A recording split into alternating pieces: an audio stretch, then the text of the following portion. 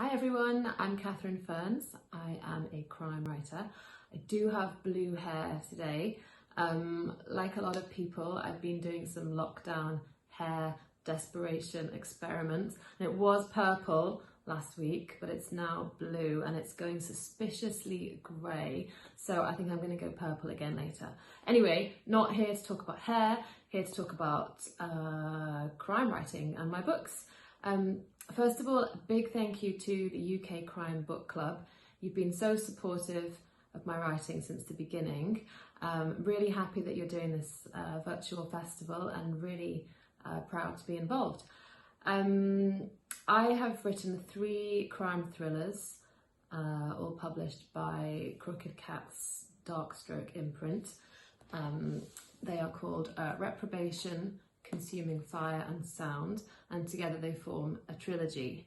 If you haven't read my books yet, they are police procedurals with a sort of, I don't want to say supernatural, but a sort of gothic element.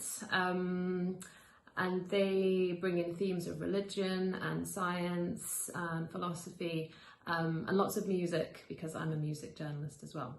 And they're set in Liverpool. So I'm going to read to you a passage from Reprobation, my first book, and it's actually the beginning of the book which sets the first crime scene. So here we go. Across grey waters, where the River Mersey meets the Irish Sea, wind turbines puncture the dawn horizon like spinning crucifixes. Further out still, tiny lights can be discerned, framing the ghostly shape of an exploratory oil rig which guards this watery Golgotha. Here on the beach, the smooth sandscape is perforated too, by the evenly spaced bronze figures of Anthony Gormley's art installation, Another Place. So many faceless men, some half submerged, gazing out to sea and waiting calmly, expectantly in this liminal space. To the south is the port of Liverpool, where piles of coloured containers and bright blue gantry cranes pierce the landscape, yearning for a prosperity long lost.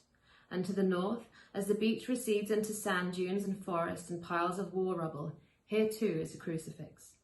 A cross, fashioned from 2 pieces of builder's timber, has been erected in the sand, supported by sandbags. The cross is man-sized, with a hand nailed to each end of the horizontal plane.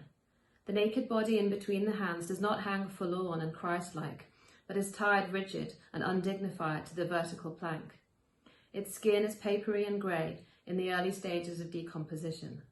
The neck is fastened with ropes at the intersection of the cross in an eternal throttle, causing the man's face to be tilted up towards the words painted neatly on the wood above his head, "Hath not the potter power over the clay?" At his feet, the tide has left a pile of razor clams and bladder wrack, an offering to the dead. But no crown of thorns for this martyr.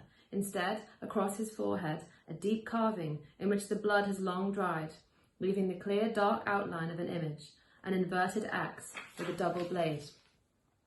And no jeering crowds for this condemned man, only scatterings of oyster catchers and sandpipers that beachcomb for treasures, while gulls and starlings soar vulture-like against the wind. Soon the first dog walkers and joggers of the day will find their morning pilgrimage tainted forever.